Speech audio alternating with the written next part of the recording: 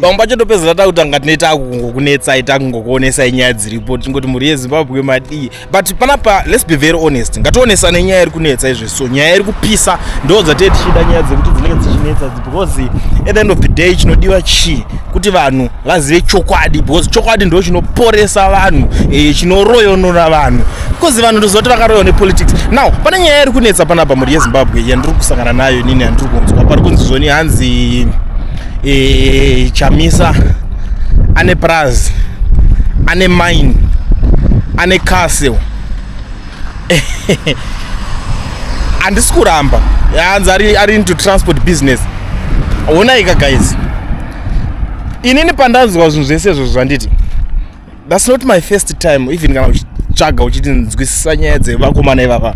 It's not my first time. Munhu wese anitori ne-right to do any business raanoda kuita but problem yandiri kuita nevanhu ndeyekuti ndiri kuona vanhu vari kutanga kupopota kuti hanzi how come kuti iye anoita Praz ku-opposition politics kwainzi vanhu musatore maPraz ndezvevarungu zvichadzokera kuvarungu maprograms eZANU-PF ukaona iwe uri pauri ipapo izvezvi so ireality manje yandauda uchikuonesa ukaona uri munhu wekuti wakakwanisa kubhilivha izvozvo zvokuti hanzi usatorewo nigirikini nekuti iri kutorwa nekuti ichazodzoserwa kuvarungu une problem ndiwe.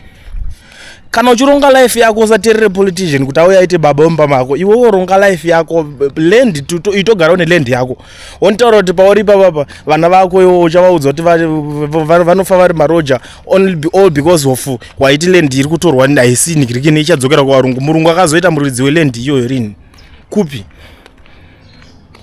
Cause ngatitaurira tichionesana zvinhu zvinomeka sense panapa.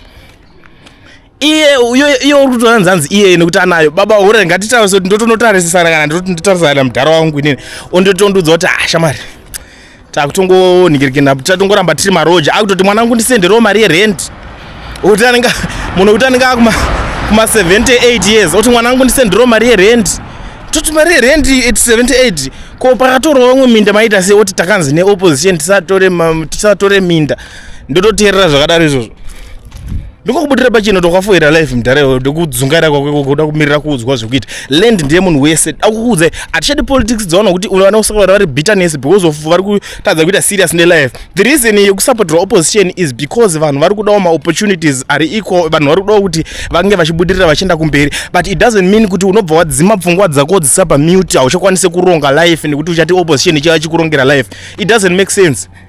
Izvo zvitarisawo nemakomboreds akawanda tine vanhu vakawanda kuti tosafa izvo zvatori busy kwakatosungirwa nyaya dzepolitics but now family dzavo kutonzi please batsiraiwo ningi kumba kwake kuda kubhadharwawo rent kumba kwake kuri kuda kunzwa iso because achitaura kuti sorry guys handina land handina kana kastand ndikangoka ndakanhingira boss ndiri kufaita kuti one day zvinhu zvichazonaka uchiita bitterness izvezvi kana une 20 mari siyana chimboisa politics paside ngatisatore chirombe neudzungairwa wozvisanganisa mumusoro mako woti nekuti nigirikini vachakubatsira vanokubatsira nechi ivo vari kutoitawo zvelife yavo apatomborina musanyeberane nyaya iyoyo advice yeupenyu usapuhwa napolitician anonyeba anototaura zvake zvokuti anotoguziva kuti izvo izvi zvinofadza vanhu zvinodiwa nevanhu simple. Hakuna politician kana wanda asinganyebe ukamuona kupiwo ani unotaura kuti hai uyu anotaura chokwadi chiri 100% hazviite zvivharo zvese munhu wese anetone paanotaura vanozoti ndokuti zvitapire anotoziva kuti izvi ndo zvinodiwa nevanhu vanoda kunzwa language yakadai soi chete zvotopera kunototaura kuti vanhu munotaura kuti mimi mutotaura kuti kutoita land chinhu chakashata chanzi nekuti ichatorwa yese pachazotorwa imwe pachauya imwe hurumende land iyoyo ichatorwa idzoserwa kuvarungu bhai apa muchitaura zvisina nebasa rese munotaura varume vakuru vakawanda vane pfungwa dzakaora kudaro muchiteerera zvinhu zvakaudhakwa izvi even kana politician wachaka achikampeni achitaura zvinhu zvakadaro mutaurire kuti fuck off wako dzokerako nezvipfungwa zvako zvakadhakwa izvozvo utati tori vana voshaya vana pekugara nenyaya yekuti munhu ari kukuudza zvipolitics zvekupe imi rege ndikutaurirei havatombozvitange izvozvo generation yavaitoitira izvozvo kana iriko vakomana makatonyura. You can't afford to be poor guys.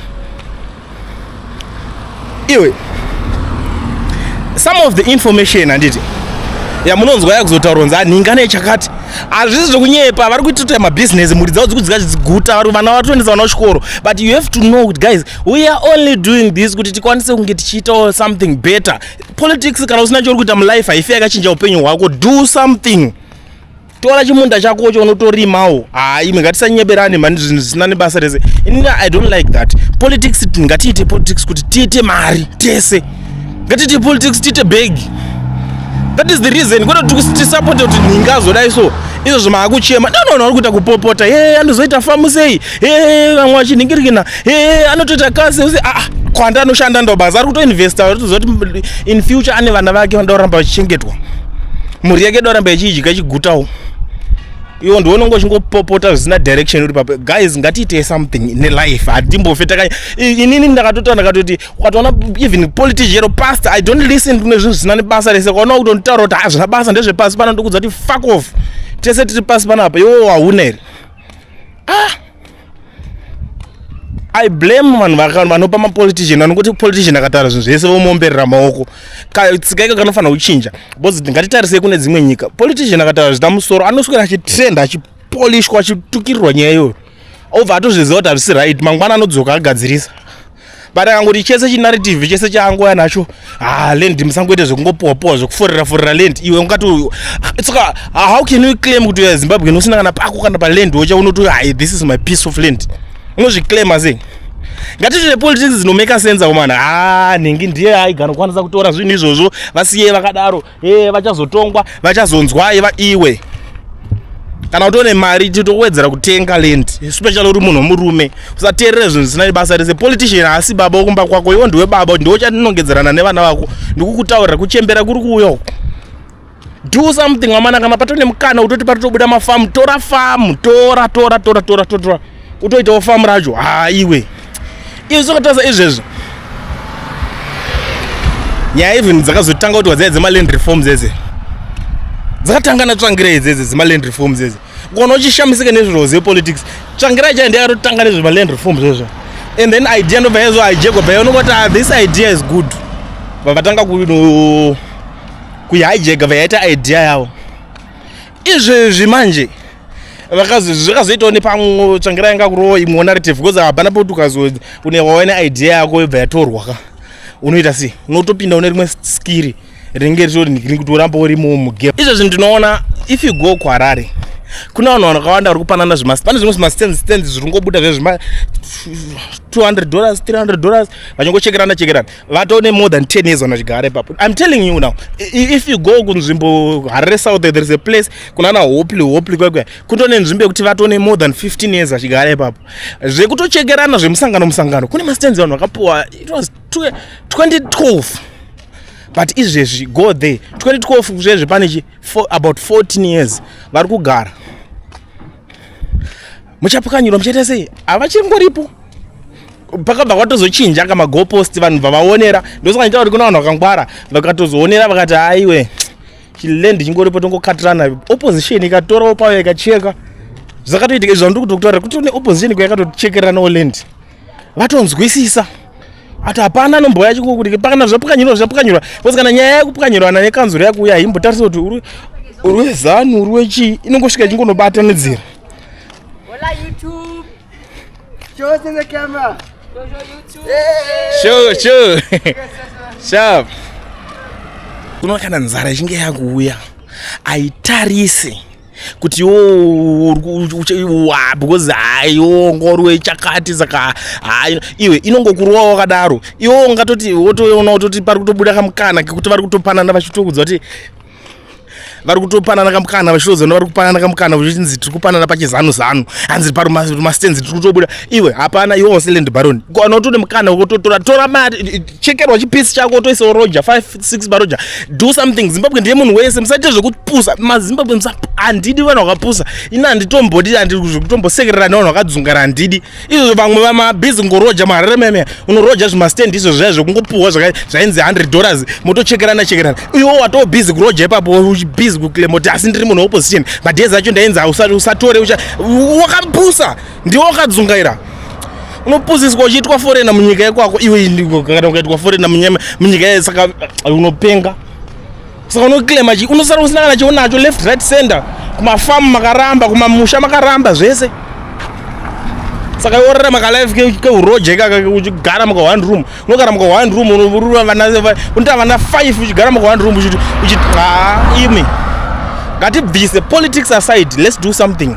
Musafe makakundwa kufunga nevanhu veZANU-PF kana muchida kuti zvinhu zvenyu zviende kumberi guys. Usakundwe kufunga nevanhu veZANU because kona vakakuramba vachikukundai kufunga amumbofe makavabvisa mupawa. Ndo zvinhu zvamunofanira kuziva izvozvo. Ziva zvinhu zvakakoshera kuva eZimbabweni.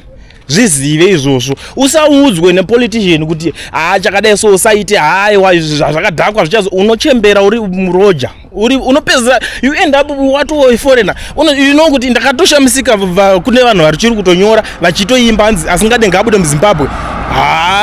Iwe fuck off man, unoti munhu asingade bude muZimbabwe. Zimbabwe ipi chacho ndeyakwega. Ndiye munhu wese. But vakaona kuti unosvika pakutopusa zvokutodzwa kuti wotobvuma kuti hazvo chokwadi asingade ngabuda kuma. Basi kugarika kuma. Izvo so vanhu vari busy kuita maprojects ane musoro iwe parutoro wamari apa through land, same land iyo vamwe mabhizi manje kumhanya makuti takunoroja maeka takunoroja tumaploti tumachinchi pazvaibuda shosho utoti wangowarara ukatotarisa kuside uchiignora zvisina nebasa. Izvozvi wafunga manje wachembera wauda kurana project babaka zita zvekudzungaira muda kuzonyeba kublema mapolitician vanouya vachienda vanenge vafa ende vana vavo vanosara vari vapfumi. I'm telling you, ende unotarisa vana vatsvangire unotoziva kuti pana ari kutamburira endai. Izvo zvotauda politics dzekuti unongo uchingodedzera kuti ukanzwa kuti pasine zvigananda ka unotodedzera kuti pasine zvigananda uchitodedzera kuti ndikini but uchiitawo something munyika macho iwo uchitoziva kuti right inini so far kana mabhucha akati ndindakabata ndiri kusupply produce or something chiri kubva paland pako. Iwe life izva inotoda kutoti unge uchito contribute or something uchibuild a life so that unova a stakeholder pachinhu chenyika yacho yese zvazviri. Iwe hazviri kuti kana kuti vanhu muri kuita maideas ekuti muri kuopposana nezvinhu zviri kuitika zvese zvehurumende zviri kureva kuti ichibva imaita marombe ka imi imbomiswa imi ndinenge taneta sometimes unopedzera kunguti umadhira komana ngati madhiri ngatsve even pavanhu vari paHarare paipa madhiri ngatsve kana even uri madhiri kana ekasi ichichi totoziva kuti tiri kufaitana nemapolicies ari kuiswa nehurumende kuti hatisi kumada zvikatochinja zvimapolicies takutodedzera kuti -1 wakubatsirawo vamwe kana vari kudepartment refarming kuti hey apa toda kuti mainputs zvidai so tichifaita nyika ichitoenda kumberi because ona tikada kungoramba takangofaita one side ringoti toda kumirira kuti vanhu vacho vachazobva. At the end of the day time iri kufamba, you only have one life. Uchingofaita zvinhu zvevanhu vekudingina tiri kufaita kabati kaona tarisa kanguva yekufaita like uzvezvo unongonzi zvabirwa izvo. Izvozvo ndakaona vanhu vaipopota pane nyaya yemufesi waya achinzi anga ari advisor wachamisa uya Mugano achiti hayo usati jairirewo izvo so akuenda kunoshanda nevanhu veZANU-PF yo uchinodai yakatoona guys zvatofanira kuti tichiita izvezvosoka vanhu tichifaita chinhu chese chiri kuitika the whole system iri zivai vanhu vese munhu wese ari kufaita ane paakatsika. You can't just be a person who'd you are doing nothing in life yacho obva kuti saka toda kufaitana nevanhu ava vachinigirina usina something uri kufaitira for that guy anga achitofaitira kuti akawana that opportunity since ari professor akatoti iye angambofe ari unemployed because of arida kufadza maZimbabweans. Let's do the same. Tichifaita tichitoziva kuti ini ndiri kufaita but ndiri mutrade rakadai so ndiri kuitawo chakadai so ichi life ono kuti haichinjeri. Iwe zvinonakidza mani uchitodedzera kuti izvi so kwadzikiswa kana chakati ndiri kuitawo nebusiness rangu rakadai so pogadzirwa mapolicies ari kutoenderana newo ndokutobudirira kwacho ka takamirira kuti pachichaitikawo election kana kuti pachaitikawo munanai kuti vanhu vacho vachabva vachimhanya tozotangira ipapo. Both politics eZimbabwe woda kungodzita uchingoti isusu totoita politics takamirira kuti ninge achazopinda uzoya kuti pamari hakuna kana 1 munhu achava achipa munhu mari ende achitongopedza kupinda chero munhu wese watoda kuti apinde anouya achitanga kutaura rough ende anenge akushanda kamari inenge yakapinda. So what will be the next or what will be the way forward? Pachanetsa muri eZimbabwe, let's work. Kana tiri kuita zvinhu zvedu, let's do something munyika medu. Usachikidzirwe nemunhu uchiudzwa kunzi iwe because uri munhu weopposition ungamboitwe foreigner munyika yekwako. Satongove munhu anoforowa politics zina musoro. Ngati forowe politics tichitoita something nelife. Zvakaoma zvakatodzvanya but let's fight Koze usangove munhu anongomirira ngofighta nguva yeelection. Fight for your life. Inini nozonda that statement randibata so. Ndikati hai rinotoda kuti nditanga ndatombopinda mujimu ka. Chibuda mujimu tombonyazotaurirana tichiudzana chokwadi. Hakuna, no one is coming to save you. Ndo zvazvitori munhu wese ari kungoningira mapoliticians ari kuuya vachienda vachingoita vari kuita. And now tarisa takabva kuna mudharatsvangirai yakazotorwawo nenguva. Izvo so vanhu hapana nigirikini pana chamisa anything can happen. Chamisa wacho ari pasabatika wari kungotoya ari kuitawo zviri kutoramba ari kuzamawo. Next thing yangonongoti handichadzoke kana kumupolitics macho zvamo chose. Woidii manje iwo apo unongokangomirira uchiti life ichanaka pachangoya munhu iye. Hatidi kudaro. Ngatitofighta tichitoitawo something. Nyika yeya ndeyedu manje. Projects ngatsve, madhiri ngaro, itai something, do something. Zvigananda zvakazoda netsana nezvigananda uchitorawo mari. Usamirire kuti uda kuzotora mari kwazobva president wosiri kuda. Wozotaura kuti ndichazotanga kuita business kana ava vabva. Babaka ndikutaurira. Makore mangani tarisa kubva pakatotanga zvinhu izvozvo. Chinhu chedu tese ichi. Nyika yacho ndeyedu tese guys. So that's all I'm saying. Ngatichingoita zvinhu zvongoti tese tibudirire tiregedze kublame mapoliticians aya. Vakomana vari kutraya, we love them so much, but to fight out chinikirikina. And the other thing, ZANU-PF yakawanda zvigananda izvi so. But iona kapari kuwanda zvigananda ka. Zvigananda vari kuita mabusiness akasiyana-siyana. Toita vanhu kuti tiri kuita opposition pasina kana one ari serious kuita any business. Saka toti tiri kuita chi anozofanda vanhu ndiani. Imagine izvo so zvigananda rokati vada kutonda rally. Marally atechiti ZANU-PF iri kutenga iri kuhaya mazibhazi yotengera vanhu machicken ini machinchi. Vanhu vari kufanda. Zvigananda zvekubudisa mari yemuhomwe mazvo zvichitoita. Zvopedza kutanga kutengera vanhu mota. Poshaya kana one munhu totadza kudzidzisana kuudzana chokwadi kuti komana let's do something. Ozoti tikava vanhu vese kuti uruza kuti uyu ari chakati mabhinda uko tichingosangana mukati momo. Next time makangoti muri kuningina munenge mune ma resources kudhara because mukunetsa navanhu vane ma resources. Iwe ukanetsa navanhu vane ma resources usina aumbofoka mubuda munhu iye anonetsa. But kana mukatooneka kuti ma citizens acho vari kushanda nesimba vane ma resources. Panozonzi izvo akamana chakati chakuitika munokwanisa kufanda. Imagine painetsa vichinzi ma agents manigirikini ma polling agents vanonzi vamwe vanopuwa mari. Iwo saka unofunga kuti panzi waipaitwa polling agent aregedza kupuwa mari. Poshaya kana munhu anongotibudisa yemuhomwe make ongoti guys side ndakukavha. Obviously ka anongoti mazviona last time munopuwa mari paanoya achita polling agent anongotengwa. Munhu wekuti woisa polling agent kuti anenge atone nzara ana kana central apuwa anongonzi chibaba panapa ndikukupai ma $200 pa munhu kana $500. Unofunga kuti anoregedza kutengwa. So let's think about it. Let's do something about our lives.